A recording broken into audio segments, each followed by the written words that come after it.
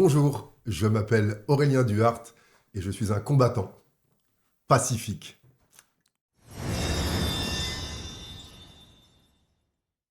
Aurélien, super, ravi d'être là. Je disais hors micro que je connais plein de gens, tous les gens qui viennent s'asseoir sur ce canapé, je les connais tous, c'est vrai pour la plupart. Et puis finalement, je me rends compte qu'en préparant l'émission, le podcast, à chaque fois, j'apprends des choses sur vous, sur toi.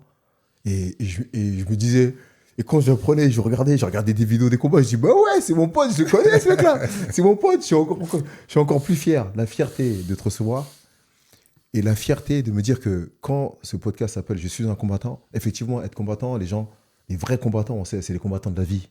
C'est les gens qui combattent pour des choses concrètes. Il y a des gens qui combattent pour faire vivre leur famille, c'est des combattants. Et puis il y a les combattants de sport, des combattants du ring, des combattants des cages, il y a des combattants. Et Aurélien, vous me passerez l'expression, Aurélien est un putain de combattant. J'ai vu des combats. On a le droit de dire des gros mots Non, mais juste, c'est pour ça que vous me passerez l'expression. Mais quand même, j'ai vu des combats de castagne. Et il est toujours là, opérationnel. Il dégage toujours cette espèce de bonne humeur. Et c'est pour ça. C'est pour ça qu'il est là, il a sa place complètement pour être ici. Et il va nous raconter tout ça. Et je trépigne. Alors, je crois que tu es la personne avec qui j'ai plus de questions. Je sais qu'en une heure, je ne pourrai pas toutes les poser. Mais au moins, je vais essayer de trouver les plus pertinentes. Donc, déjà, Aurélien Duhart, 55 ans aujourd'hui. Tu es dans ta 56e année. C'est si ça. C'est ça. Né en 70. C'est ça, 1m88, on a 3 ans de différence. On est presque la même génération, c'est mon grand frère. 85 kilos aujourd'hui. Je suis bien descendu. Je suis redescendu presque en moyen. Je crois c'est 74. 74, oh là là, il y a 10 kilos de différence. C'est vrai, moi j'ai reperdu 18 kilos après la carrière. J'ai retrouvé mon poids de mes 20 ans. C'est ça, j'étais sur le poids de compétition. Je me dis, bon, peut-être on monte à 90 facilement, qu'on est à 80. Je sais que tu as fondu et tu nous expliqueras pourquoi. Et que finalement, je me disais 82, 83, et je me disais 85, je suis pas trop loin. Les sports pratiqués, alors, tenez-vous bien, karaté, tennis de table, basket, boxe thaï, kickboxing, shidokan. Quoi d'autre encore, j'ai oublié? Karaté traditionnel. Équitation. Équitation aussi. Ouais, bravo. Et voilà, entre autres, ça c'était en club et puis après sinon un peu touche à tout. Et aujourd'hui, je viens de faire mon premier cours de golf avec mon fils, donc je suis super heureux. Et puis je suis super heureux aussi, John, de ton accueil parce que tous les deux, on a su garder notre âme d'enfant. On est très fans, même si quand on était à l'époque sur le ring, on jouait un petit peu les durs. Ouais. Mais moi, je te voyais dans les magazines, j'ai vu Atlanta, tout ça, on était fans de toi. La boxe anglaise, pour nous tous, c'est la plus dure des boxes parce que 80% des coups à la tête, tu vois. Et donc vraiment, je suis aussi content que toi d'être là. Je suis dans une super émotion et on va faire un podcast génial et très instructif. C'est partagé et ça va être sympa. 120 combats. 104 victoires, 60 KO, ça c'est important, on en parlera tout à l'heure, 14 défaites, 2 matchs nuls. Alors, monsieur ici à côté a été champion d'Europe Muay Thai en 95, champion du monde Shidokan en 98, c'est-à-dire qu'il a pratiqué toutes les disciplines de sa castagne, donc 2 fois champion du monde Muay Thai 96 et 2000, 4 fois champion du monde kickboxing 97, 99, 2004, 2006. Il est parallèlement à ça acteur, mannequin, coach, conférencier et joueur de golf aujourd'hui. Ouais, surtout entraîneur, hein, depuis 35 ans, j'enseigne ça souvent, c'est pas très glorieux. On préférait mettre en avant le mannequinat, entraîner le GIGN, tout ça, ou d'autres choses. T'as fait aussi. Depuis ma première année de kickboxing en 92, j'enseigne. D'accord. Et ça, c'est ma grande fierté aussi et mon grand plaisir actuel. Cette envie, ce besoin de transmettre. Je sais même plus si c'est une envie ou un besoin. Ouais. On transmet, qu'on le veuille ou non. Naturellement. On transmet. Il faut avoir envie de partager déjà. Il faut être un peu altruiste. Il faut être capable d'avoir envie d'observer les choses chez les gens et pouvoir leur dire, tiens, je suis capable, on peut avancer ensemble. C'est ça, en fait. Et c'est complètement ça. Aurélien, t'es complètement... Alors, je sais que ce podcast, il ne va pas avoir plus... Une heure, ça ne suffira pas. C'est l'occasion de te réinviter. Je reviendrai. Avec le plus grand des plaisirs. Et on va parler de plein de choses. Déjà, la première des choses, alors tu nous as dit une partie parce que tu reviens là du golf avec ton fils, et les moments partagés en famille sont souvent les meilleurs moments. Comment tu te sens là, maintenant, là, en ce moment? Imaginez bien, j'ai mon fils qui a 800 km, comme beaucoup de papas, on est très loin de nos enfants, et de maman aussi, il y a des parents qui sont loin de leurs enfants, et des fois, vous voyez qu'on s'impacte émotionnellement. Hein. J'ai beaucoup de compassion pour les mamans seules, et bizarrement, peut-être que je peux mieux comprendre un papa seul, parce que je suis un homme, je crois encore à la différence, sans mettre bien sûr ni de jugement, ni de compétition. Et donc, je suis super heureux d'avoir mon fils, là, tout ce qu'on peste, les chaussettes qui traînent, le bruit dans le fond, passer derrière, lui rappeler les choses. tout ce qui me cassait les pieds quand on était ensemble, bah, ça m'a manqué cruellement. Quoi. Cette maison vide, ce silence, cet ennui, tu vois, puis cette inutilité. Être daron, être père, il y a une fonction. Et donc, j'apprécie chaque moment, je suis très content. Il a 17 ans, bientôt 18, c'est pas toujours facile. Mais donc là, je jubile et je kiffe le rôle de parent. Donc, tu es bien en ce moment. Ouais, je suis très bien. L'écriture du livre. Ah. Ouais, enfin, j'ai écrit un recueil de poésie en 2018. D'accord. Que vous pouvez trouver en auto-édition sur The Book Edition. Okay. Et là, maintenant, je suis sur une biographie mélangée qu'un livre de développement personnel. D'accord. Parce que je vais raconter des très belles histoires. Et à la fin du chapitre, tu vas te sentir tout excité, tout joyeux. Et bien, à ce moment-là, il y a un exercice de travail. Et toi, dans ce chapitre, où tu te reconnais, et qu'est-ce que tu peux faire surtout pour améliorer aujourd'hui. Donc voilà le livre. L'ouverture, je le souhaite bientôt aussi, je ne sais pas quand sortira le podcast, de ma salle de boxe. D'accord. Après avoir rempli les salles des autres depuis 34 ans. Super. Et notamment à Châtillon, où je suis depuis 26 ans, et je resterai encore. Et ben, je vais enfin prendre le risque d'ouvrir ma salle. On passera de voir avec plaisir. Merci. Et donner de la force avec plaisir. Ouais. Et donc, ça veut dire, c'est ça, en fait. Aurélien, avec tout ce qu'il a pu faire, toutes les qualités qu'il peut avoir, il est aussi aujourd'hui, il est dans le développement personnel, c'est ça. Oui. Parce que tu arrives à toucher les gens. Alors, on parle de coach, il y a plusieurs formes de coach. On coach les gens parce qu'on vient d'un sport de combat, donc on entraîne des gens pour apprendre à mettre des coups de poing, des coups de pied, à se déplacer, à faire tout ça. Mais aussi, toi, tu coaches l'homme aussi, c'est ça important. Tu es capable de déceler les besoins psychologiques, mentaux de chaque personne pour pouvoir essayer de leur apporter, de s'épanouir dans cette vie, dans cette société qui est complètement folle aujourd'hui. Oui, c'est exactement ça. Et pour remettre du cadre, quand tu entraînes quelqu'un physiquement, tu n'entraînes pas qu'un corps. Exactement. Quand les professeurs apprennent aux enfants à l'école, ils n'apprennent pas qu'au cerveau. Les émotions sont touchées et le corps de l'enfant ressent. Quand on a un athlète, on sait que le sport développe l'agilité, la vitesse, la force, les capacités physiques, mais qu'elle développe aussi la confiance en soi, la prise de parole en public, l'acceptation de l'erreur, l'abnégation, la résilience, la persévérance. Donc tous les entraîneurs, toutes les personnes qui enseignent, qui partagent, tous les parents, tous les humains qui rentrent en relation avec un autre sont des coachs. On impacte et on influence les autres, qu'on le veuille ou non. Et la particularité, c'est qu'effectivement, on met souvent en avant la partie physique, et tu l'as bien vu, on perd un combat, encore plus de PAO, plus de pâte d'ours, plus de muscu, plus de protéines, moins de cime, tout dans la matière et dans l'extérieur. Mais rarement, on va dire, la confiance, on la booste. Il a peut-être peur, ce gars. Il a peut-être peur de gagner. Il a peut-être peur de la médaille olympique. On parle souvent de la peur de l'échec, mais la peur de la victoire, les peurs inconscientes. Donc, je me suis rendu compte, en fin de carrière, un KO contre Kao Clay, qui devait être mon dernier combat. Je prends une danse contre Tyrone Spong, qui avait 15 kilos de plus et 20 ans de moins. Je cherche pas d'excuses, mais je pars pas là-dessus. J'étais pas moi. Et là, je rencontre le développement personnel, la confiance en soi. Et je fais le dernier combat à 41 ans contre Belloni, où je me sens bien à l'entraînement, sur le ring, et je me bats, je m'en fichais du résultat. Donc ça m'a vraiment aidé. Ne brûle pas les étapes, on va y venir. On va revenir Attends un petit peu. J'allais presque te poser la question. Allez, rewind. Pourquoi les sports de combat? Non, pas ça, parce que tu en as parlé plusieurs fois, tu l'expliquais. Les gens qui te suivent et qui vont regarder ce podcast savent déjà peut-être, parce qu'ils ont vu, que tu as fait des sports de combat, que tu as commencé à 17 ans, que voilà, tu as fait du basket pendant longtemps. Je fais court, parce que c'est pas le plus intéressant. Tu as fait du sport pendant longtemps, du basket, du haut niveau. Presque au niveau, j'étais arrivé en régional, c'est presque au niveau. Et puis, un élément qui est important, c'est que tu as une maladie.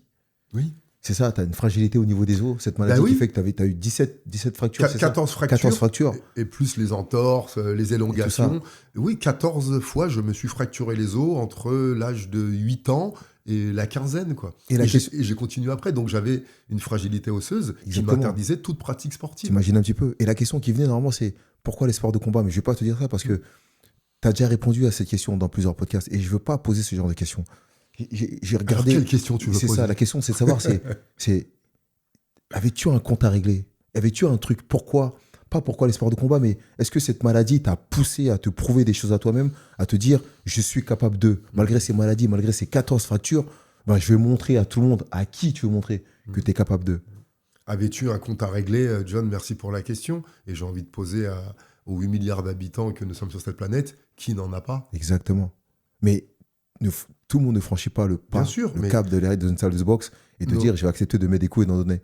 Juste rappeler le cadre, quelle que soit l'enfance qu'on ait eue, on a tous eu des manquements, des difficultés, des déménagements, des séparations, des jalousies de nos frères et sœurs. Même celui qui ont eu papa et maman équilibrés et tous les biens matériels, les adultes transfèrent leurs blessures. On peut avoir un parent un peu absent. on peut avoir tout matériellement et pas se sentir aimé, ou pas se sentir écouté, ou pas se sentir encouragé. Donc nous avons tous, entre guillemets, des comptes à régler avec notre passé. Et le tien? Et moi, les comptes que j'avais réglés, c'était l'absence de mon père. D'accord. Mon père qui a fait une 50aine d'enfants à Dakar. D'accord. 4 femmes enceintes du même bonhomme l'année de ma naissance. Vous voyez, mesdames, comment vous pouvez être jalouses de l'ex d'il y a 10 ans. Imagine, tu sors dans la rue, tu croises une meuf enceinte de ton mec. Ah ouais. Imagine un peu la tension qu'il y avait, les hommes capverdiens qui partent sur les bateaux, la misère, la difficulté, l'exode, l'abandon. C'est tout ça, en fait. Donc il y avait ça. Donc je voyais pas trop mon père à Dakar. Une mère qui avait laissé 2 enfants au Cap-Vert. J'ai appris ça avant, que mon grand frère et ma grande sœur, moi j'étais placé 2 ans en famille d'accueil. Mon frère, je crois qu'il n'a pas vu ma mère pendant 13 ans. Elle a fait 2 enfants au Cap-Vert, c'était tellement pauvre. Elle est partie à Dakar pour gagner de l'argent et envoyer au pays. Mais les petits sont sans leur mère. Ma grande sœur et mon grand frère que j'aime de tout mon cœur, tu sens qu'il y a des trucs, quoi. Et souvent, les humains, on oublie ça. Donc oui, rappelez-vous qu'on a eu pas forcément des maltraitances, pas forcément des coups, des violences, des privations. Ça fait aussi mal. Et c'est ça qui crée nos fragilités. Donc tout ça m'a explosé à la figure en fin de carrière. Les autres comptes que j'avais à régler, je vais prendre mon temps, parce que c'est difficile. La mama sacrée, oui, et j'ai eu une maman, je n'ai manqué de rien au niveau de la nourriture, les colonies de vacances, une maison, témoin, tout était propre, tout était nickel. Mais j'avais une maman triste. J'avais une maman qui, quand mon papy est mort, mon beau-père, elle était seule. Elle avait beaucoup de colère. J'avais, tu sais, une ambiance à la maison. Elle avait perdu plusieurs enfants. Elle a eu 4 enfants morts-nés, je crois, aux fausses couches. Un déracinement, tu vois, pas d'homme à la maison, une retraite de femme de chambre. C'était pas la joie tout le temps, quoi. Quand il y avait la famille, tout ça, les gens comprennent pas ça, tu vois. C'est comme mes enfants. Ah, Aurélien Duhart, il est drôle, il est génial. Oui, il est comme ça avec nous, Indiana à la boxe. Mais à la maison, il est pas tout le temps comme ça. Hein. Vous voyez ce que je veux dire? Donc, sans ternir l'image, comme beaucoup de petits garçons, j'ai été élevé, j'avais peur du féminin, j'avais peur de ma virilité, j'avais peur de ma force, j'avais peur de l'homme. J'avais une dévotion aux femmes et à leur courir après, et à toujours essayer de m'adouber, d'être le gentil garçon. Et ça empêche le développement, tu vois, d'autres facettes. Donc j'avais tout cet embroglio en moi. Et puis j'avais 23 ans de couple qui reflétaient tout ça. Mes blessures avec la sexualité, mes blessures avec les femmes, mes blessures avec ma mère, la dépression de fin de carrière, la mère de mes enfants aussi, 23 ans, quand on avait marre de mes infidélités, qui avait aussi ses problèmes perso. Et le couple qui explose. Et je me retrouve tout seul dans mon pave et je vois mes enfants partir, quoi. Et là, je vois mes 7 ceintures de champion du monde. Ça pèse pas à grand-chose. C'est rien, ça. C'est encore plus culpabilisant. Exactement. Tu dis, désolé pour ceux qui n'ont rien fait sportivement, mais quelqu'un qui n'aurait eu une vie vraiment où il n'a pas eu de grosses victoires. Tu vois. J'arrive pas à dire ça parce que toutes les vies sont fantastiques. Mais tu vois, quelqu'un qui aurait une vie où il n'a pas fait ce qu'il aime, où il n'aurait pas eu de titre, il pourrait dire, ouais, je suis une merde, tu vois. Mais nous, attends, j'ai gagné ça, j'ai réussi à apprendre, j'ai changé mon corps. J'ai changé ma biologie, j'ai changé mon vocabulaire, j'ai changé... Et il y a des trucs là... parce que la finalité, c'est quoi? C'est pas ces ceintures, en fait. C'est bout de métal. Et même si... Donc les comptes à régler, tu vois, c'était ça. C'est ça, Et donc, en fait, t'as parlé de faiblesse, parce que quelque part, c'était une souffrance. Mais en même temps, ça t'a apporté une espèce de force sur le ring. C'est vrai, en même temps. Complètement. Cette niaque, quelque part. Tu vois, donc on peut se demander... Et je dis, j'ai regardé des combats on voit... Aurélien, j'étais agressif. Et c'est ça, exactement. Castagne. Tu vois l'énergie que je mets quand je parle. Oui, c'est ça. Mais castagne, qu'on voit l'homme, pour pas dire l'être aujourd'hui, réfléchir avec cette envie de transmettre, avec cette gentillesse. C'est vrai, cette gentillesse profonde. On sent quelqu'un de très sensible. C'est la prochaine question. Très sensible aujourd'hui. On se dit, mais c'est incroyable comment il a pu faire preuve d'autant de... C'est pas l'agressivité, parce que c'est un combattant. On peut oser. Mais quand je dis c'était castagne en serrant les dents, c'est que j'ai vu les combats, il lâchait pas d'affaire. Aurélien, franchement. Moi, je cherchais à descendre mon adversaire. Exactement. Écoute.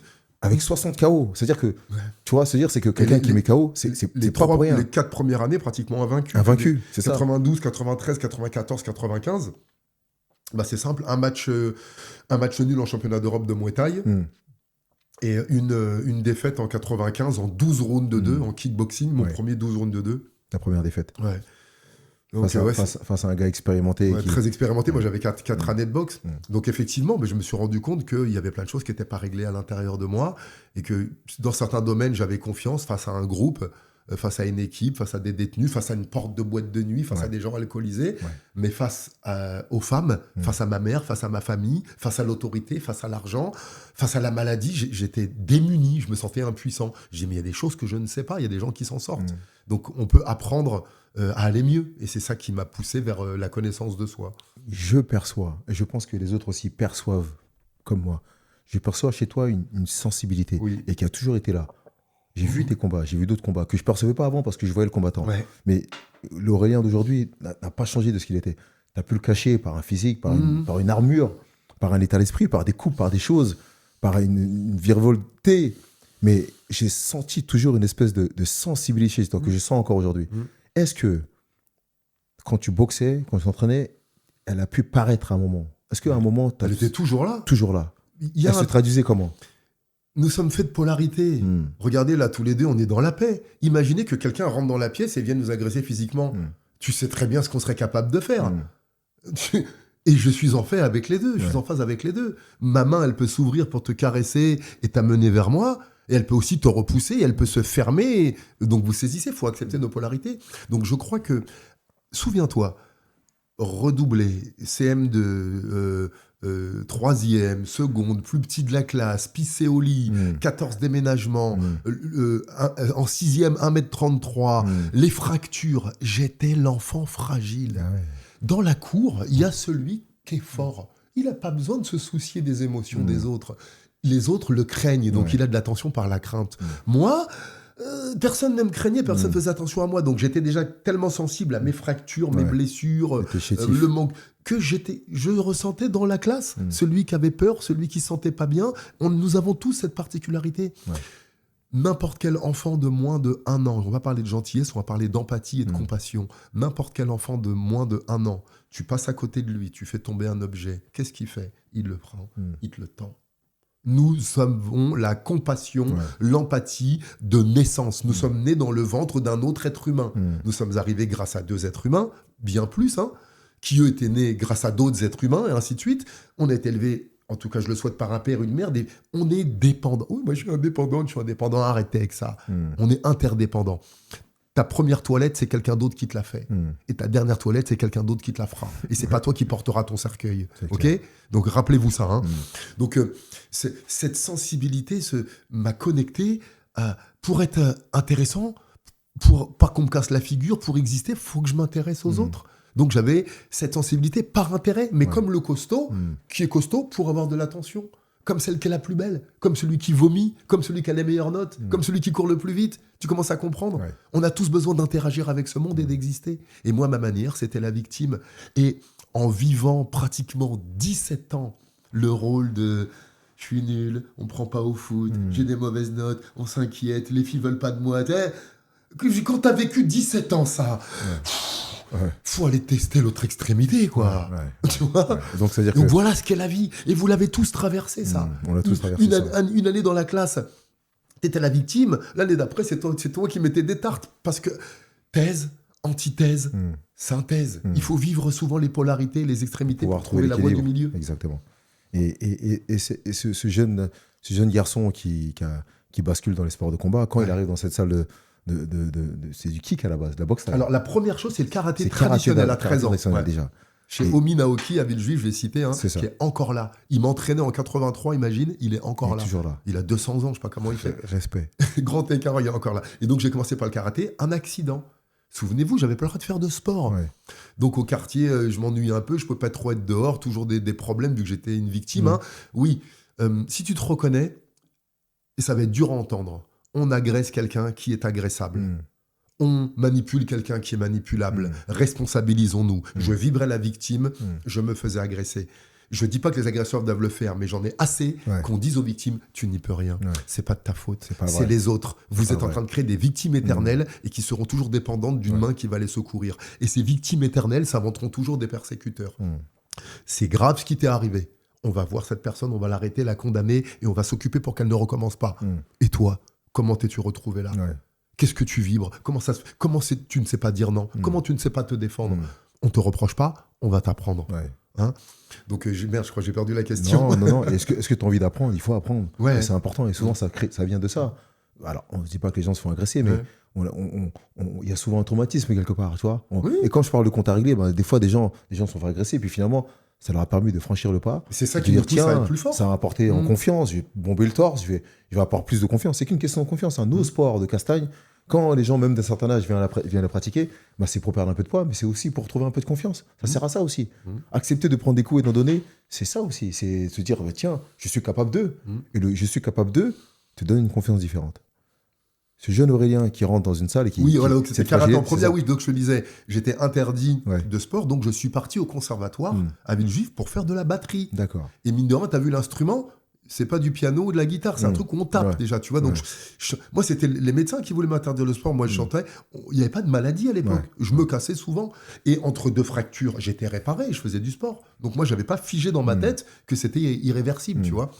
Je vais au conservatoire. Oui, il faut faire 2 ans de solfège, apprendre les notes. Quoi ?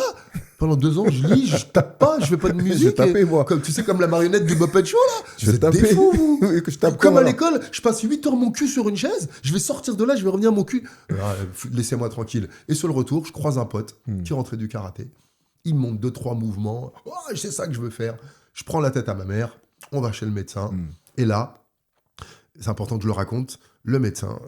Docteur Seban à Villejuif, mais non Aurélien, ne fais pas de sport, tu te casses tout le temps, on va attendre la fin de ta croissance. Et triste comme ça, et abattu, et j'accepte encore la décision de l'autorité. Tu feras pas ci, tu feras... Et j'accepte. Et tout d'un coup, il va ausculter ma mère dans un petit truc à côté, il tire le rideau, et il y a une voix dans ma tête qui dit non. Je suis assez grand pour choisir ce que je veux, je sais que je peux. Il y a l'ordonnancier qui est là, et le tampon. Clac, coup de tampon, ordonnance, dans le cartable. J'ai commencé... ce champion que tu es, par transgresser une règle. Et heureusement. Heureusement. J'ai pas enfreint la loi. J'ai pas mis la vie de quelqu'un d'autre en péril. J'ai écouté une voix qui était forte en moi et que les autres adultes qui voulaient mon bien, en me protégeant, en m'empêchant, n'entendaient pas. Tu as fait ton choix. Et j'ai commencé comme ça.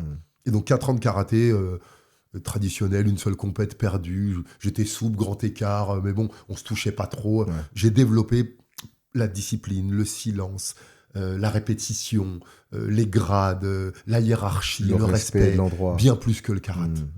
Et tennis de table en même temps, vitesse, les répétitions des milliers de gestes, tu vois.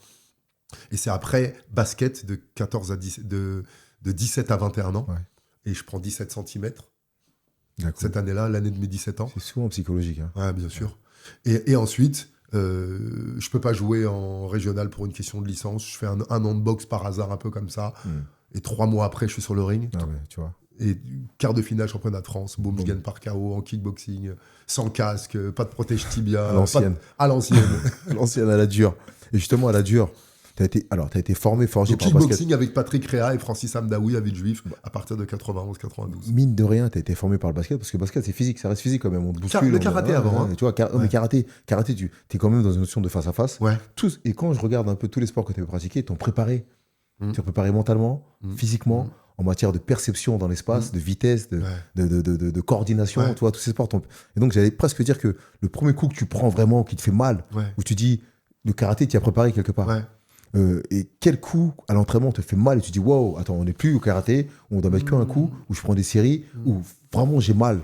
C'est pas au karaté que tu as eu mal. Ce que je veux te dire est particulier parce que l'image qui me revient, donc au karaté, on se touchait pas vraiment, tu vois. Donc quand j'ai commencé le kickboxing, il y avait Tanja, il était déjà là depuis un an, un Africain, un Malien qui mangeait du piment et du riz. C'était son secret, tu vois, dur comme la pierre. Et tu sais quoi, en vérité, j'avais tourné avec Jean-Michel Nieba de Villejuif qui tournait bien, avec Fred Royer. Et c'est pas les coups qui me faisaient mal. C'était l'intention dans le sparring. Moi, ce qu'il y avait autour. Tanja, par exemple, quand j'étais à Villejuif, il tapait plus fort que moi en sparring. Et moi, je reculais un peu, je n'étais pas à l'aise.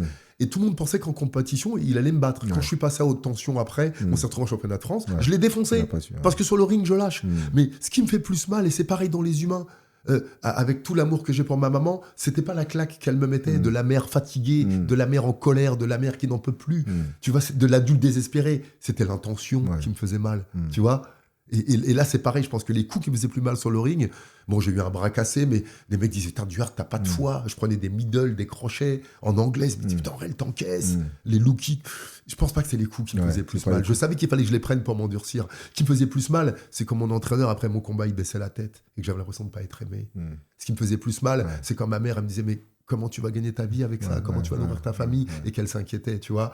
Ce qui me faisait plus mal, c'était descendre du ring et faut que j'aille à la porte de la boîte de nuit, là, parce que là, j'ai pris 1 000 euros et ça suffit pas pour payer le loyer. Et je vais à la porte de la boîte de nuit avec un genou en vrac et une côte fêlée en espérant que personne tape dessus ce soir, tu vois. Tu vois ce que je veux dire? Et le lundi, je suis au centre aéré avec les gamins et je bosse les vacances et je me repose pas. Parce que tu vois, toute cette vie multiple, exactement, c'était pas que par choix. Il fallait que je multiplie les sources d'argent, tu vois. Est-ce que, tu viens de le dire, ces coups physiques ne t'ont pas forcément affecté, ne t'ont pas fait mal tout de suite? Parce qu'une douleur, quand on prend un coup, la douleur elle vient toujours après, même des années plus tard. T'ont pas fait mal tout de suite. Est-ce que, du fait de ton enfance et tout ça, t'as pas développé inconsciemment, tu sais, ces gens qui se scarifient parce qu'ils ont des problèmes et ils se font du mal à eux-mêmes. Est-ce que quelque part, t'as pas développé une espèce de paroi contre la douleur où j'ai pas mal, parce que t'as tellement ce compte à régler, parce que t'es tellement dans une espèce de fragilité que t'avais avant que maintenant, t'as basculé de l'autre côté où tu dis, on peut tout me faire, j'ai pas mal. Et donc, tu t'étais fermé, t'avais fermé la clé de la douleur et t'avais avalé la clé et tu l'avais jetée quelque part et donc t'avais plus de douleur. Et pour ça, je dis que les douleurs, elles reviennent plus tard parce qu'on paye toujours quelque part. Quand on te met un coup, la douleur, elle vient pas tout de suite, elle vient toujours un moment après. Est-ce que c'était ça? Tu t'es pas dit à un moment, je ressens plus rien, je ne veux plus rien ressentir, je me suis bloqué, ça va revenir un jour. Tu t'es posé cette question? On se le dit, est-ce que je suis fort? On passe notre vie à être en compétition pour voir si on est fort.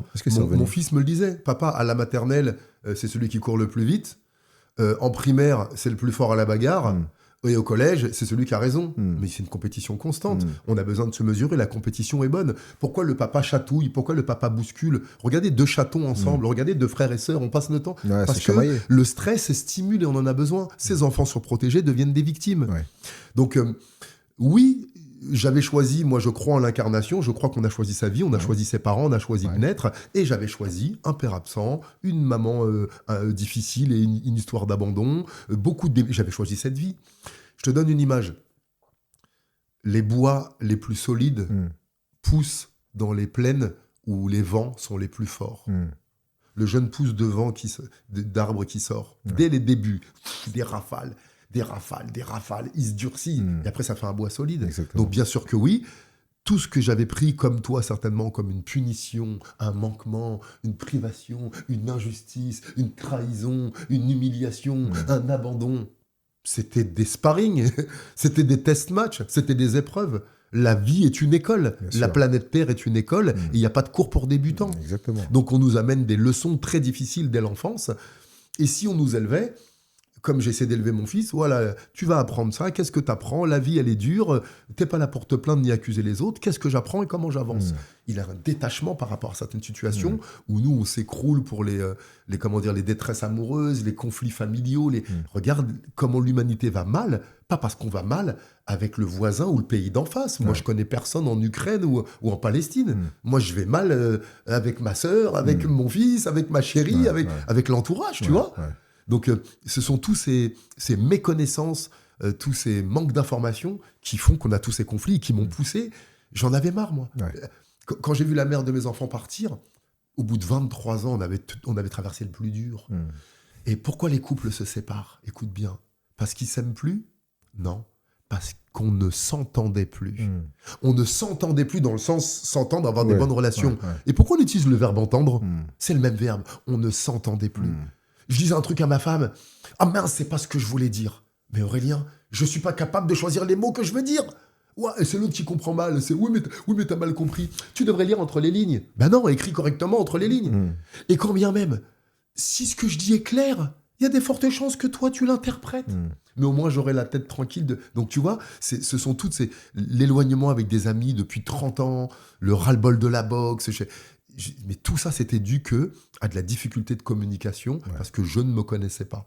Et c'est ça qui a poussé ce que je jubile et ce que je kiffe à faire aujourd'hui parce que ça m'a apporté beaucoup de paix avec moi-même, avec le monde et des relations aujourd'hui beaucoup plus adultes et beaucoup plus... toujours aussi intenses, toujours aussi vraies. Je ressens encore des fois de la tristesse, de la jalousie, de la peur, de la colère, du manque.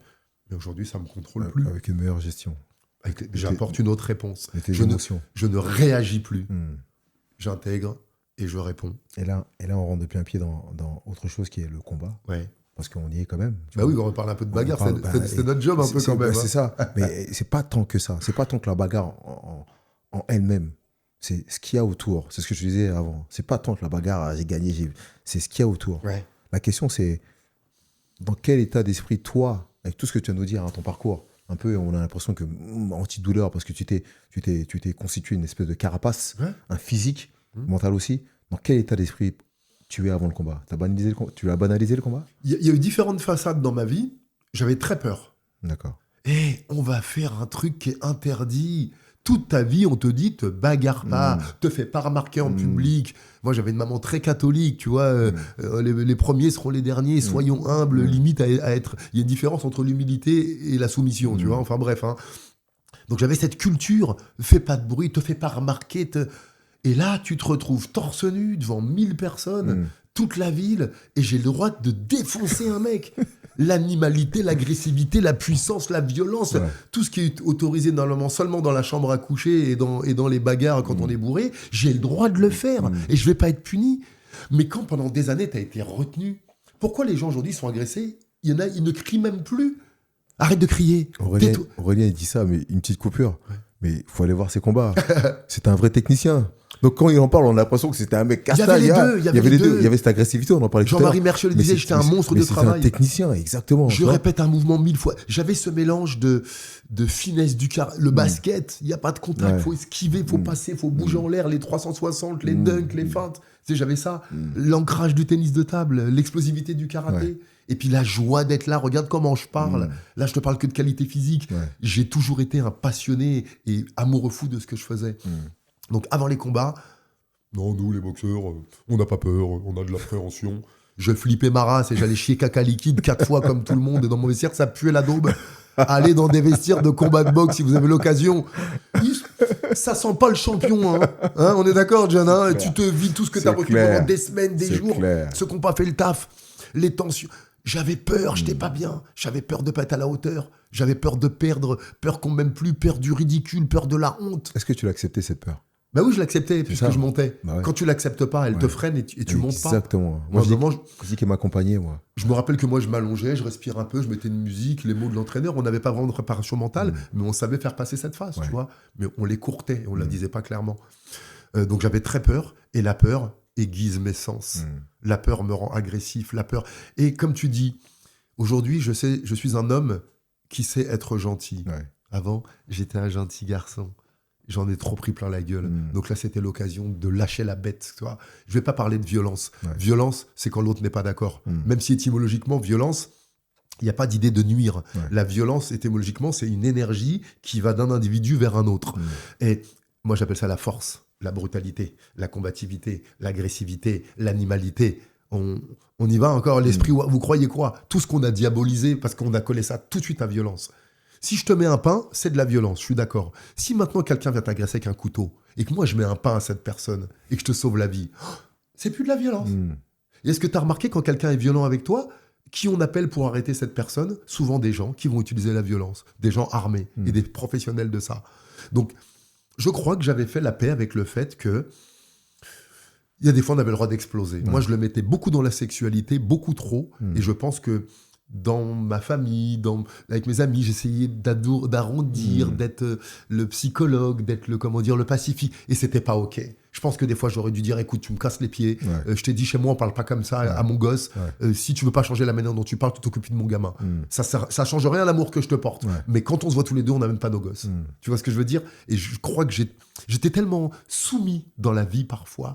J'arrivais à Canal+, le banner, il prenait 80 ou 100 000. Moi, on me donnait 4 000, j'étais content. Tu vois? Et qu'il y a un moment, porte de boîte de nuit, l'hypersexualisation, j'en parle, les gars, parce que ça abîme. Ça abîme les femmes et ça nous abîme, nous. Et comment dire, il y avait des endroits pour exprimer ça et je me l'autorisais pleinement. Donc, de la peur et qui me rendait agressif. Et peut-être à un moment aussi, trop de contrôle. Je voulais arriver, moi, high kick, coup de pied retourné, ciseaux, genoux, sauter. Tout bien faire. Voilà. Pas bien, fantasque, créatif. Et mon entraîneur basique, non, jab. Je les comprends, tu vois. Teste le terrain. Des fois, je sentais premier round, je le sens. La main droite, elle est bas, je mets le high kick direct, tu vois. Et je pense qu'à un moment, j'étais un petit peu bridé. C'était bienveillant encore.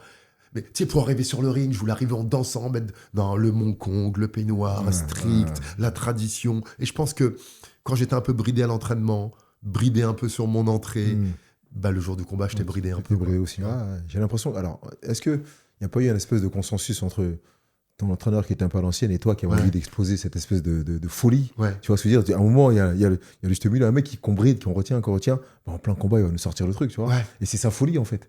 C'est la folie qui est là, qu'on essaie de retenir, parce qu'effectivement, nos sports de combat font qu'on est assez sobre, on est assez, je dirais, pragmatique, alors que quelqu'un comme toi qui avait envie, un prince Nassim Hamed, il faisait la folie. J'imagine de regarder la tête de son entraîneur et de dire, oh là là, qu'est-ce qu'il va nous faire encore? Mais ça faisait partie aussi du personnage. Et ça allait avec ta morphologie. Tu es d'une morphologie plutôt longiligne, donc quand tu pars dans le volley... Très souple. Exactement, dans le volley. La détente du basket. Exactement. Moi, je partais de l'autre bout du ring, mon genou sautait, je touchais l'autre corps. T'imagines un petit peu. Et c'était beau à voir à faire, tu vois. Et avec ce degré de violence, comme tu dis, mais violence contrôlée. C'est l'intensité aussi de ce sport. Dans ce cas, je vais être tatillon sur les mots. Si c'est contrôlé et que ça ne nuit pas à l'autre, ça n'est pas de la violence. C'est ça, et tu vois comment inconsciemment on colle ce mot à chaque fois. C'est de l'agressivité, de la brutalité, de l'animalité. Trouvez-moi tous les synonymes. La langue française est riche. Et souvenez-vous, une manière de manipuler le peuple, c'est de réduire son champ lexical. Si tout ce qui est force est étiqueté comme violence, quand tu vas vouloir te défendre, tu vas dire « Ah non, je vais être violent, c'est puni par la loi, il faut pas, et tu vas pas te défendre. Vous saisissez? Donc faites attention à ce terme violent, et rappelez-vous que le calme, le respect, la paix, ça se mérite. Ok? Si tu viens bafouer mes valeurs, si tu viens tenter de m'humilier, si tu viens tenter de faire du mal à ma famille, il se peut que tu déclenches une tempête. Aujourd'hui, on va écrire sur un réseau une horreur, on va attaquer quelqu'un, le dénigrer, le rabaisser, et on s'étonne derrière de recevoir une insulte. Vous saisissez? Donc soyez vigilants à ce que vous faites. Peut-être que la loi vous dit « on n'a pas le droit de te punir », mais les lois de la vie, elles s'appliquent. C'est-à-dire que si tu sèmes le mal, et un des risques de la provocation, c'est que ça marche. Les gens qui vont twerker dans les églises, bafouer des lieux sacrés, des choses comme ça, t'auras un retour de bâton. Parce que chaque cause a un effet. Ce ne sont pas des menaces que je te dis. C'est une loi de la vie. Tu lâches ton stylo, il tombe. Tu peux ne pas être d'accord avec la gravité. Elle s'applique. C'est clair. Donc remettons un petit peu de jugeote et de bon sens dans nos actions. « Oh mais il m'a frappé !» Ok, on va prendre le temps. C'est pas bien qu'il t'ait frappé. Est-ce que tu peux me dire, avant ce coup, qu'est-ce qui s'est passé? Je veux, comme un policier, mener une enquête. Tu vois? Et les violences victimes passives, agressives, les privations, d'avoir un ton hautain. Je me suis fait sur un chat avec 100 personnes, sur justement un débat, enfin bref, c'était le dernier que j'ai fait, où il y a 100 personnes qui viennent m'écouter parce que j'ai une légitimité, parce que j'ai un parcours sportif, parce que j'ai une verve, parce que j'ai étudié. L'interlocutrice, au bout de 5 minutes d'élocution, elle me coupe la parole et elle me dit « Tu dis des bêtises. » Attendez, il n'y a que moi que ça offusque là. Ça choque. Il n'y a que moi, parce que c'était dit à voix basse et doucement. Et tout le monde n'a pas compris que je pète un câble. Je disais, tu m'attaques publiquement comme ça, tu me rabaisses, tu sous-entends que je suis quelqu'un de bête. Tu n'as tellement pas d'arguments contre mes idées que tu attaques mon individu et tu penses que je vais te répondre avec respect. Ah non, t'as enclenché les hostilités là. Et j'ai été plein de verbes respectueux dans mon vocabulaire. Et elle a raccroché, elle a quitté le live. Et il y avait des gens offusqués de l'intensité de ma réponse. Donc je devrais accepter que quelqu'un, en public, me dise que je suis bête. Et je devrais rien dire et aller chez le psychologue. Mais vous êtes malade ou quoi? On est passé à côté de quelque chose. Redéfendez votre honneur et l'estime de vous-même. Une des premières sources, en plus d'auto-sabotage, on se rabaisse nous-mêmes, on se flagelle, et on permet aux autres de le faire. Respectez-vous. Toujours. Sinon, les autres ne le feront pas pour vous. Le combat. On est toujours dans le combat. Combien de victoires par KO? 60. Ouais, avant la limite, tu sais, KO, il y a les KO, il y a les blessures, les arrêts de l'arbitre, les abandons. Ouais, franchement, pratiquement la moitié. C'est pas mal quand même. C'est un vrai ratio. C'est beaucoup au début, surtout les 20 ou 30 premières. Ouais, c'est ça. Donc, tu avais cette réputation de puncher, de mec qui frappait aussi bien avec les membres inférieurs que les membres supérieurs, ou beaucoup les membres supérieurs. Tous les coups frappaient. Très fort la droite, la jambe arrière, mais j'étais pas conscient de mon côté avant. Le côté avant, on le connaît moins, surtout en début de carrière. Mais il est beaucoup plus délié parce qu'il est moins limité. Comme tu es fort à droite, tu as limite une limitation. Mais ton côté gauche, tu le connais pas. Donc, il est beaucoup plus libre. Souvent, les gens à qui on apprend la jambe gauche, ils ont de meilleures gestuelles, plus de hauteur, plus de fluidité, parce qu'ils la contrôlent moins que la jambe droite. La jambe droite, ils ont tapé au foot avec, ils ont pris leur pas d'appui, tu vois. Donc, je tapais fort des 4 membres. D'accord. De loin, vite, ça surprenait. Je me rappelle qu'une fois, en interview, j'avais dit, je suis un styliste, machin. Et il y a André Zetoun, l'entraîneur de Scarbo, qui dit, Aurélien, t'étais un puncher, hein. Tu mettais tout le monde KO. Ouais. J'ai dit, j'avais oublié ça. Je crois que c'était le style qui... Il y a aussi le KO, c'est aussi le coup qu'on n'attend pas. Ça vient de là aussi. Hein. Il y a ça. Le style, c'est la vitesse, la force, cette capacité un peu de relâchement. Et souvent, les punchers ont ta morphologie, hein, longiligne, les costauds sont puissants. Hein. Ce que je veux dire, c'est que souvent, le KO, c'est pas forcément un coup fort, c'est un coup qu'on voit pas. Tu vois c'est un coup inattendu, bien sûr. Et souvent, moi, mes coups, on ne les voyait pas. Et en plus, ils étaient forts. Ils étaient forts. Tu imagines un petit peu. Et dans quel état d'esprit ça te mettait, toi, quand tu infligeais un KO? Pour les KO, alors tu l'as dit, il y a plusieurs façons d'arrêter un combat avant la limite. Il y a des blessures et tout ça, mais les KO, purs KO, où tu as porté un coup avec un de tes 4 membres et que la personne est tombée, qu'elle ne s'est pas relevée ou que c'est relevé difficilement. Toi, avec ton histoire, avec tout ce que tu vas nous raconter depuis, dans quel état d'esprit tu te trouves? Mais je kiffe ma race tout de suite. Je jubile, arrêtez de faire les mythos. Hier, j'ai fait un bowling avec mon fils, j'ai fait un strike, j'ai sauté en l'air. On obtient la réussite, on obtient ce qu'on veut, on est content.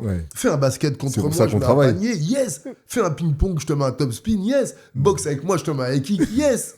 Je célèbre la joie et la réussite. On a signé tous les deux, mon frère. C'est toi, soit c'est moi. D'accord. Je l'ai vu, la grande lumière. Je les ai pris les KO à l'entraînement. À 13 ans, je l'ai pris la droite du grand de la cité. Je suis rentré chez moi en titubant et en trouvant pas la porte, tu vois. Je sais quel risque on prend tous les deux. On a signé. J'ai un moment de jubilation. Je check avec mon coin. Et tout de suite, je redescends. Il y a un être qui souffre. Et regardez, souvent, je suis pas le seul à faire ça. C'est ça. On a cet élan de joie. Ça fait 8 semaines que je me prépare, gars. Je vais pas me priver de cette joie. Et ensuite, on voit est-ce qu'il se relève. Je suis allé voir des adversaires à l'hôpital, j'ai gardé des contacts, j'ai pris des nouvelles, comme certains l'ont fait. Je m'inquiète. Bien sûr. Après ma joie personnelle, nous sommes des êtres humains. Bien sûr. Je peux pas être heureux si quelqu'un ne l'est pas. Qu'est-ce qu'on fait? T'as vu, dès qu'on a gagné, Claude baisse la tête, on lui lève la tête aussi. Oui, bien parce sûr. qu'on peut pas kiffer tout seul. Parce que surtout, s'il n'était pas là, on serait pas là non plus. Voilà. Et si t'arrives à kiffer tout seul, c'est chelou ton histoire, tu vois. Donc, sincèrement, grand moment de satisfaction, de joie, et tout de suite voir si tout va bien. Et puis après, célébration avec le coin, resto, boîte, fête, célébration. La redescente, la pression. C'est pour ça qu'on travaille. Pour ce pneuma, là, pour ça. Et à l'opposé de ça, de ces victoires avant la limite, t'as combien de défaites avant la limite? On peut faire une pause boisson? Oui, bien sûr. Tu peux boire en même temps. Juste un petit petite gorgée. Oui, t'inquiète pas. Ouais, pas beaucoup de défaites avant la limite. D'accord. Petite anecdote, refais-moi penser à l'histoire du KO. J'ai pris un seul KO. J'ai des défaites au point. J'ai une défaite avant la limite en Italie en 2000 sur blessure. Radius cassé, comme le banner. J'ai fini le combat comme lui, sauf que lui, c'était au K1 devant 60 pays. Et moi, c'était en Italie. Il n'y avait pas de télé, tu vois. Mais j'étais respecté en Italie parce que je me suis cassé le bras au 4e round. Et j'ai fait le 5e avec le bras cassé. Et encore plus fort, c'est que au 2e ou 3e round, je tombe et le mec envoie un low kick et je le prends dans le dos. J'ai 5 apophyses transverses cassées. Il y a le corps vertébral, les apophyses transverses, c'est des petites pattes comme ça, où s'insèrent tous les muscles du dos. Et j'ai fait 3 rounds avec le dos cassé. Et je suis rentré chez moi en avion normal, sans transfert, j'avais mal. Je suis resté chez moi alité 1 semaine et je suis arrivé à l'hôpital. J'ai dit, écoutez, mon bras bouge, j'ai une fracture mobile. Mais non, monsieur, si vous avez une fracture mobile, ça ferait trop mal. J'ai dit, écoutez, j'en ai eu 14 des fractures dans mon enfance, madame. Vous connaissez bien la médecine, moi je connais bien mon corps. Faites une radio, ok, faites-en une autre. Ah, il a une fracture mobile! Je dis, ouais, c'est ce que je vous ai dit en arrivant. Je dis, pendant que vous y êtes, vous voulez pas regarder mon dos parce que ça fait 1 semaine, j'ai du mal à m'asseoir, je suis venu en voiture, je galère. Je m'allonge, plaquez-le, faut plus qu'il bouge. J'avais 5 apophyses. Et ça faisait 1 semaine que. Donc tu vois le corps, comment il développe des choses. Mais là, je te parle de Duarte. Mais toi qui m'écoutes là, imagine, on te dit, il y a ta mère là, elle est à 10 km. Il faut que tu y ailles pieds nus en marchant sur du verre pour lui sauver la vie. Tu vas trouver l'énergie. Bien sûr. Vous saisissez? On a tous ça en nous et on attend d'être au fond du gouffre pour développer cette énergie. Et si on la faisait vivre tous les jours, si on n'attendait pas... Les éléments déclencheurs, tu vois, bien sûr. Voilà. Donc un KO, une défaite sur blessure, et les autres, c'est que tes défaites au point. J'ai pas de défaite avant la limite. Et donc, l'histoire du chaos, juste avant ta prochaine question, sur, vous connaissez l'importance que je donne aux mots, les prophéties autoréalisatrices. Ce que tu penses, que tu ressens et que tu dis deviendra réalité. Surtout ce que tu ne veux pas. Je veux pas perdre ce combat. J'aimerais pas avoir la tristesse de la défaite. Tu la ressens. Et peut-être que tu as fait les 3, ça va se passer. J'avais été compté que 2 fois dans ma carrière. Jamais été mis KO, c'était ma plus grande fierté. Dernier combat que je prévois en 2009, je dis lors d'une interview, un boxeur qui n'a jamais été mis KO, ça n'existe pas. KO Clay. Je l'avais dit bien avant. Qu'est-ce qui m'est arrivé à ce dernier combat face à KO Clay. Face à KO Clay, qui mettait KO. Allez voir KO Clay, The Giant Killer, qui a battu Mighty Mo et des poids lourds. J'ai emmené la question sur tes victoires. Et donc j'ai pris un KO. J'ai emmené la question sur ces victoires en la limite pour passer ensuite sur ces défaites, tu vois, et sur celle-là, parce que celle-là, elle est particulière, celle-là. Si je me rappelle bien, c'était censé être ton dernier combat. Ouais. C'est pas tant que le KO, même si c'est un côté dramatique, et tu en as parlé tout à l'heure. C'est pas tant que le KO, c'est que c'était prévu, il était censé être ton dernier combat. Ouais. C'est-à-dire que ce combat-là, il y avait toute ta famille. Un Carpentier, là, dans le 13e, plein à craquer. Plein à craquer. Tout le monde était là pour ce dernier combat. Et comme d'habitude, tu n'as pas fait les choses à moitié, tu rencontres un mec qui était un cador. Ouais. En général, j'ai pris le plus fort. C'est ça, tu as pris le plus fort. Pour le dernier combat. Comme quand j'ai pris Tyrone Spong après. Exactement. Je prends les plus forts. Tu as été avec tes baloches, comme on dit, et tu as été. Et ce que je veux dire, c'est que dans quel état d'esprit tu trouves, pas avant le combat, parce qu'avant le combat, tu penses que tu as gagné, c'est le dernier combat, tu vas le gérer, il y a danger, mais tu as déjà géré, tu as été compté que 2 fois, tu l'as dit. Il frappe, mais tu vas être capable d'endiguer, de gérer ça. Et sauf que c'est un Lucky Punch. Ouais, complètement, une droite. Mais il l'a placé bien. Lucky Punch, attendez. C'est Skarbowski qui m'a remis à ma place. Quand je suis descendu, t'as boxé à 1h du matin, il a 20 ans de moins, t'attendais les jambes, il a 1000 points. Scarbo, il m'a dit, Aurel, ta main, elle n'était pas à sa place. Ok.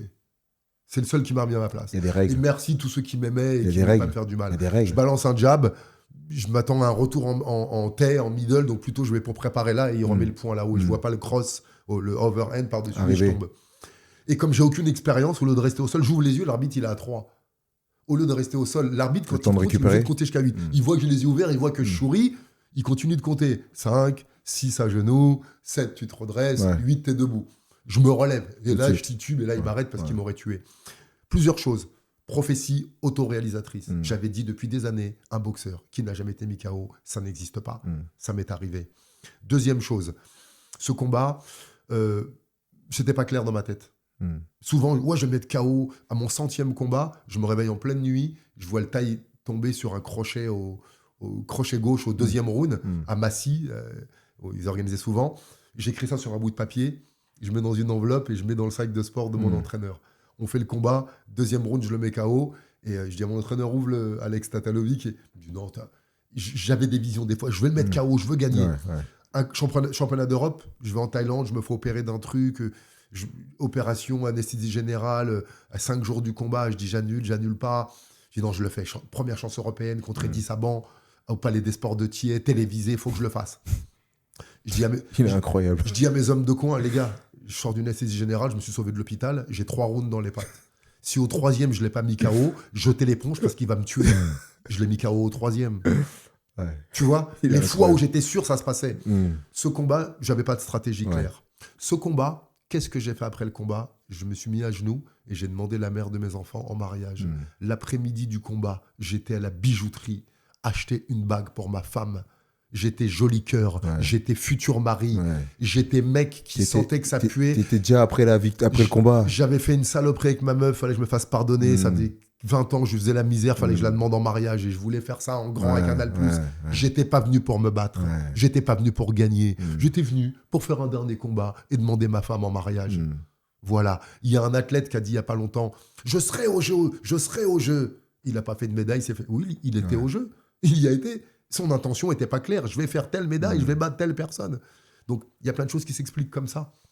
Et ça retire rien à l'autre il a un marteau dans une main, une enclume dans l'autre, il t'enfonce la tête. Et... Quand tu te retrouves dans le vestiaire après ce combat, après ce KO, ou avec l'expérience et le recul, tu as tout ça aujourd'hui en tête. Et Skarbowski te l'a dit, Toi, t'as pas levé la main. Ça, c'est un élément technique, ça. T'as pas levé la main quand il fallait. Mais il y a tout un tas d'autres choses qui sont personnelles. Et aujourd'hui, on t'entend parler depuis tout à l'heure et on voit un peu la réflexion dont tu fais preuve, comment tu peux analyser les choses. Même aujourd'hui, avec le recul, tu l'analyses différemment, mais t'avais déjà cette réflexion déjà. Tu étais déjà en fin de carrière, tu avais déjà une expérience de vie, de combattant. Donc, quand tu te retrouves après cette défaite dans le vestiaire où tout le monde est venu voir célébrer une carrière qui était exceptionnelle et que ce dernier combat était censé être l'apothéose et que finalement, tu prends un KO au premier... Alors, tu l'as dit, on va pas se cacher derrière le punch. Ce qui est fort, c'est le premier round, mais ce qui est fort, c'est que la stratégie se passe bien. Je sais qu'il a une bonne jambe arrière. Et moi, ce que je vais faire, 3 rounds, je vais pas prendre sa jambe arrière et je vais taper dedans, tu vois. Et les 3 premiers enchaînements, il lance sa jambe arrière, je bloque, bam, je tape dans sa jambe. Et d'ailleurs, ils m'ont dit dans son coin, tu lui as fait mal au premier low kick, c'est pour ça qu'il a mis le point, tu vois. Aurélien, comment t'es dans le vestiaire après ? Dans le vestiaire, je crois que c'est bizarre parce que pour moi, et aujourd'hui, vous avez Internet, soit je perds, soit je gagne, soit j'apprends. La défaite est pas... On n'a pas été élevé là-dedans, nous, hein. Tête KO, c'est l'archouma, c'est la honte. Les magazines, tu perdais à Canal+, tu reboxais plus. Uppercut, pied-point, karaté, tu passais plus dedans. Nous, on avait une autre étiquette de ça, hein. On culpabilisait, on se flagellait, on se faisait du mal. Et je descends du ring... Et je m'attendais à être considéré comme une merde intersidérale. Ça fait 20 ans qu'ils me supportent. 17 ans à l'époque, ils me suivent. D'un côté, il y a une justesse. J'en ai 60 bonhommes, j'ai fait tomber. Fallait que ça m'arrive un jour. Et je redescends du ring, le gros Vénus qui me prend dans les bras, qui me tend direct sa fiole de rhum. Vas-y, on passe à autre chose. Je dis, attends, laisse-moi redescendre, je suis KO du truc, tu vas mettre du rhum. La mère de mes enfants qui est là, mes potos, ils m'aiment. Je vais pleurer là. Oh putain, moi je croyais qu'on m'aimait parce que je gagnais.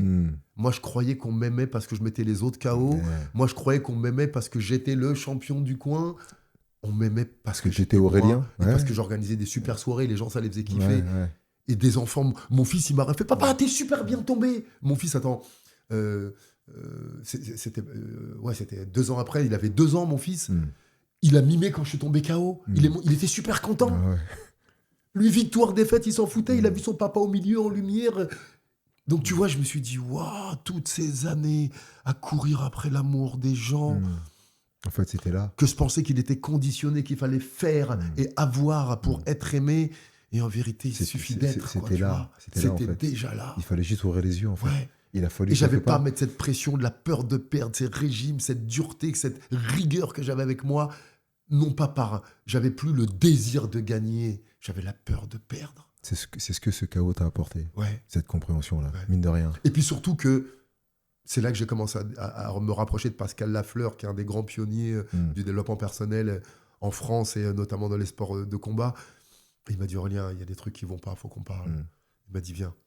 Et effectivement, j'ai commencé à... Je ne me connais pas. Mes colères, mes peurs, mes tristesses. C'était en 2010, j'avais 40 ans, je ne me connais pas. Quoi. Et il a fallu aller... Tout ce temps que j'ai passé à puiser au fond. Tout ce temps que j'ai passé à étudier la surface et l'extérieur, je l'ai passé depuis cette époque-là à aller regarder dedans. À l'intérieur. Et voilà l'homme qui en sort aujourd'hui. Ce chaos a été salvateur pour toi. Bien sûr. C'est vrai, en fait. Tu vois, dans toute mauvaise chose, semble-t-il, il y a toujours une part de bon. Et encore... Tu peux retirer ce soupçon de doute, semble-t-il. Il faut être assez lucide pour aller puiser, en fait. Parce qu'il y a des gens qui restent là, qui n'ont pas compris, qui sont encore sur le chaos, tu vois, qui ont pris le chaos et qui n'ont pas compris, qui cherchent encore l'amour des gens, tu vois, et qui vont reboxer. Mais, tu sais pas, avant la boxe, je voyais bien quand j'avais des plâtres, quand je pissais au lit, quand je redoublais, j'avais des copains, j'avais une famille, on m'aimait. On se moquait un peu de moi, on me taquinait quand quelqu'un était vénère, c'était à moi qui venait mettre des claques. Mais j'avais de l'amour, alors j'avais des mauvaises notes, j'avais pas de meuf, je marquais pas de but, j'avais de l'amour. Donc pourquoi on doute, quoi, tu vois ça a toujours été ça. Et donc ça m'a vachement apaisé de reboxer pour moi et pas pour le résultat. Ou si je perds, il n'y a plus de sponsors. Si je perds, il y a moins de sous, il y a moins de bouffe dans le frigo, tu vois. Et le loyer à la fin, il y avait toutes ces peurs-là qui venaient gêner le plaisir de faire ce que j'aimais. Dans toute cette fantastique carrière, tu as rencontré une multitude de personnes. Il y a... Quel adversaire je peux employer le mot terme peur avec toi, parce qu'il n'y a pas de problème, mais c'est pas ça. Qui t'a plus concentré, qui t'a obligé à te concentrer, qui t'a fait, tu dis, lui, est-ce qu'il y en a un en kickboxing, en boxe thaï, peu importe la discipline, mais qui te dit, celui-là, Alors, sur ton palmarès, j'ai regardé, il y a un mec, un Espagnol contre qui tu as perdu 2 fois. César Cordoba. Ouais, bon, Cordoba. une fois, c'est... Ouais. Une fois, Ils l'ont compté dans toutes les langues. Ouais. D'ailleurs, le compte n'est pas sur le combat. Ils ont coupé au montage. Pas dit. Et la deuxième fois, il m'a battu au point. 2 fois devant 10 000 personnes à Barcelone. Combat fantastique. D'accord. Quel adversaire t'as plus mis en tension? Où tu te dis, lui... Écoute, ça va paraître démago ce que je dis et j'en ai rien à faire. Ouais, c'est pas grave. De mon premier classé à mon dernier combat pro, j'ai toujours énormément respecté et craint mes adversaires et j'ai donné tout ce qui était en mon possible parce que je savais que le mec voulait me descendre.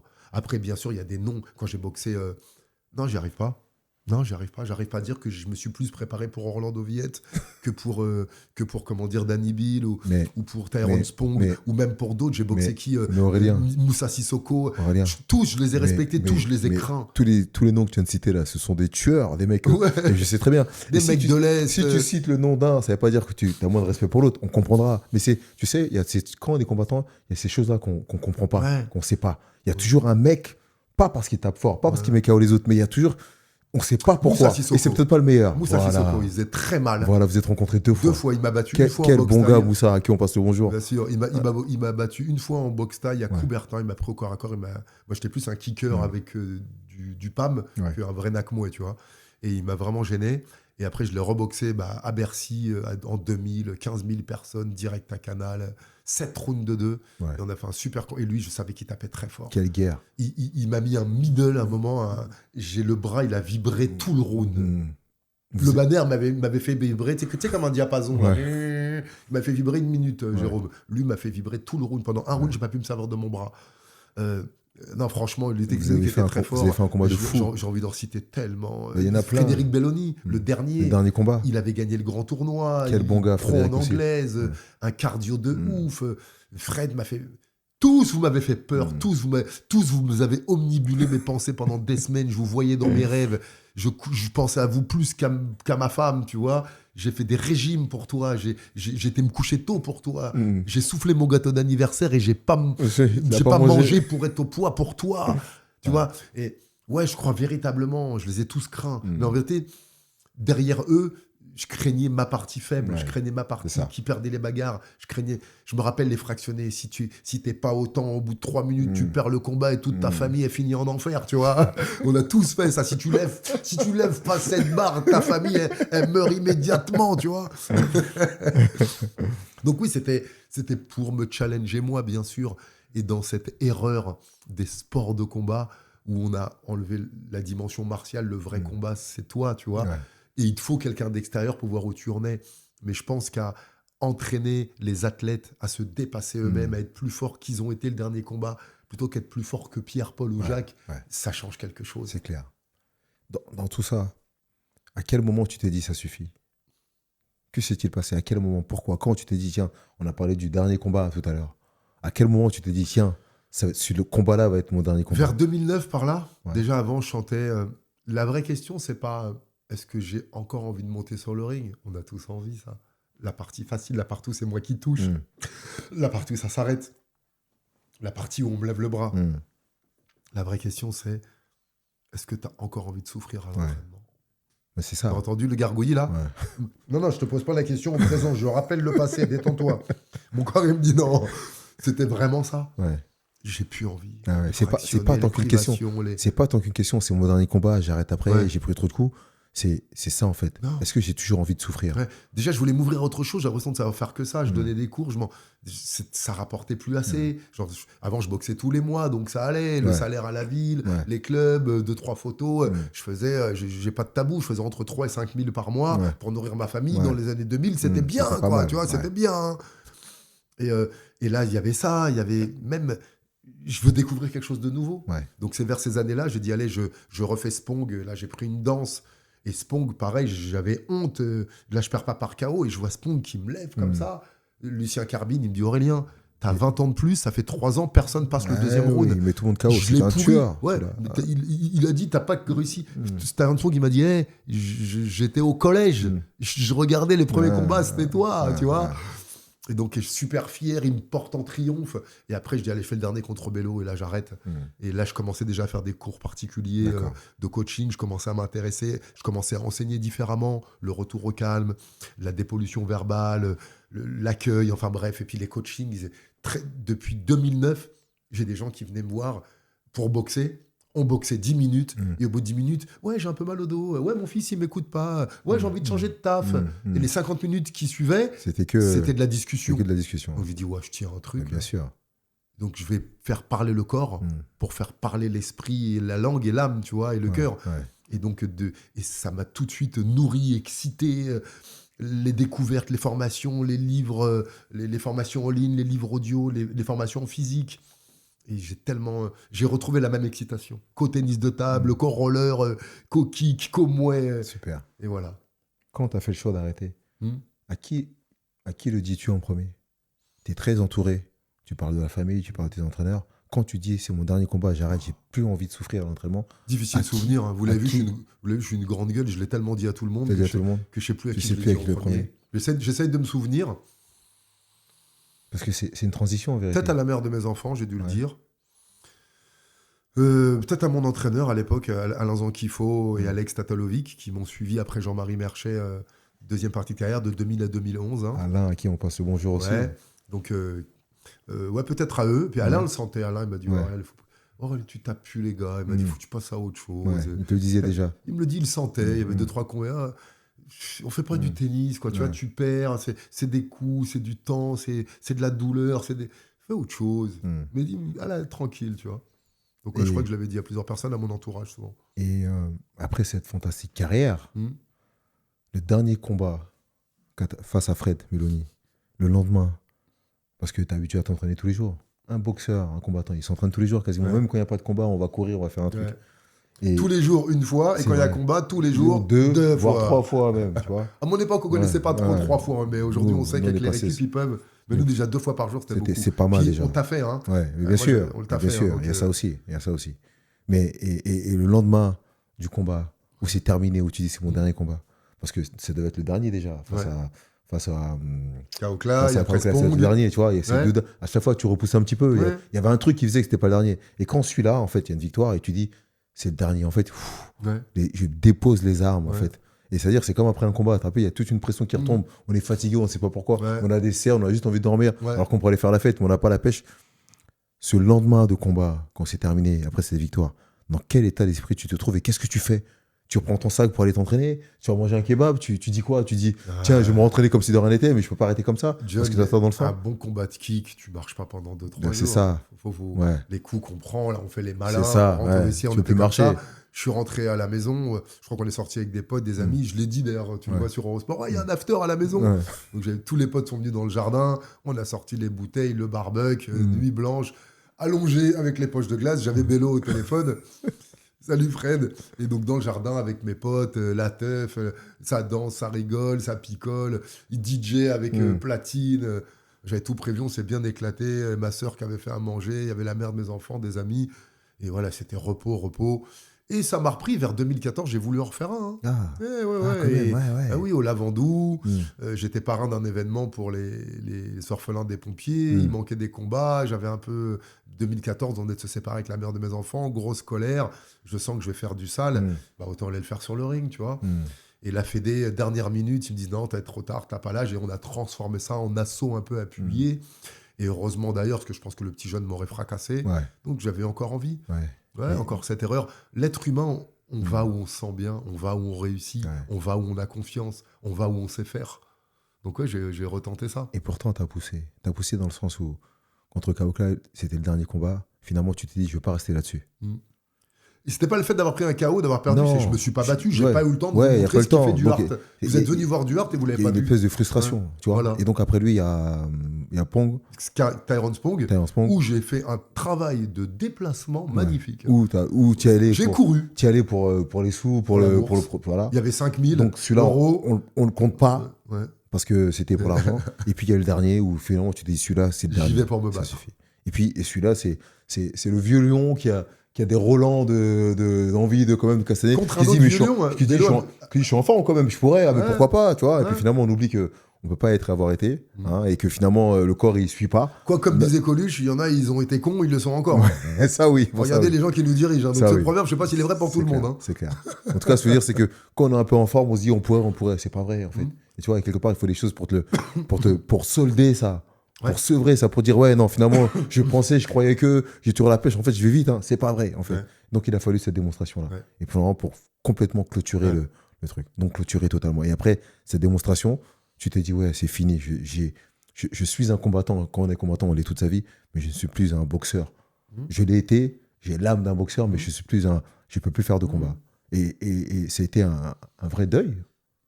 Parce que mine de rien, si tu as voulu revenir, si tu t'es senti envie de revenir, c'est qu'il y a un truc qui était là toujours. Alors, il y a un truc qui t'animait. Le deuil, c'est l'absence. Quelqu'un me manque, d'accord. Oui, ça te manquait pas. L'envie de reboxer, c'est l'envie. Oui. Tu vois. Oui. Souvent, ce qui te fait passer un deuil, c'est que quelqu'un te reste raccroché à la vie. C'est vrai. J'ai un ami, il a perdu une fille, comme de par hasard. C'est très dur pour lui. Et un an après, il a une autre fille. Et il aime toujours autant l'autre. C'est toujours aussi... Mais la vie est là, quoi. Tu vois. Donc, je crois que j'ai fait le deuil parce qu'un combat par an. Le coaching cartonnait, formation, entraîner de GGN, des clients, mes cours, j'ai autre chose à faire. 3 ans, la chaîne L'équipe, les commentaires, présentateur de gala. Hey, tous les week-ends, je kiffe. T'as fait un milliard de choses. Tu vois, je fais un milliard de choses, mais attention, il y a plein de gens qui retournent parce qu'ils n'ont pas trouvé une passion qui les excite autant qu'avant. Bien sûr. Moi, commenter à la ménagère de moins de 50 ans et aux mecs qui rentrent du boulot sur la chaîne L'équipe. J'adore ça, moi aussi. Mais quelle gloire, mais quelle fierté, quelle responsabilité, tu vois. Exactement. Et quel plaisir. Exactement. Donc tout ça, c'était. J'ai un fils aussi à élever. Des élèves. Depuis 3 ans, je travaille beaucoup avec l'administration pénitentiaire, avec la prison de Bois d'Arcy, et je salue les détenus que je vais voir là au mois de juillet pour une nouvelle session. Je vis des trucs kiffants, donc je peux pas regretter le passé. Il n'y a pas de regret. Tu vois, on vit, on avance. Tu sais, l'état dans lequel l'être humain lambda est une fois par an, à Noël, à l'anniversaire, une promotion, mon fils a eu le bac, j'ai une nouvelle femme, j'ai un nouveau truc génial, je suis parti Et c'est toutes les semaines, nous. C'est chaque entraînement, c'est intense, ça kiffe, ça rigole, ça castagne, ça va manger avec des gens que t'aimes. Tout est intense. Si t'as cette sincérité de la mémoire, j'ai les côtés durs, je m'en souviens, et les côtés... Mais tu peux pas manquer, tu peux pas faire de deuil. Le boxeur en moi, il est pas mort, le combattant, il s'exprime autrement. Regardez ce qu'on fait aux enfants dans notre pays. J'ai d'autres chevals de bataille qui demandent 2 fois plus d'énergie. Regardez notre système éducatif qui casse la gueule, les profs qui dépriment, les couples séparés, les étudiants, les retraités qui n'ont plus rien à bouffer. Regardez la tête des gens dans le métro. Regarde un repas de famille, les tensions, les conflits. T'as pas envie de faire quelque chose de ces 20 ans de ring. Ça y est, tu raccroches, tu t'endors et tu deviens aigri. Continue à diffuser, envoyez du lourd. C'est pour ça que tu es là. Ouais, merci. Merci de me donner l'occasion. C'est pour ça que tu es là, en fait. Tu vois. Et j'imagine que c'est pas fini parce qu'en fait, ça fait pas mal de temps. Je disais, tu as fait pas mal de podcasts, tu as divulgué ces informations, cette espèce d'amour, en fait, c'est vrai, de potentiel amour qui est là. Lâché, l'envie, c'est vrai, mais c'est vachement important. Partout. Et on sent. Et ton collier, je me dis, j'espère que Aurélie va venir avec son collier. Parce que c'est une marque de sagesse. Tu vois, quand je le vois. C'est ce que ça m'inspire, moi.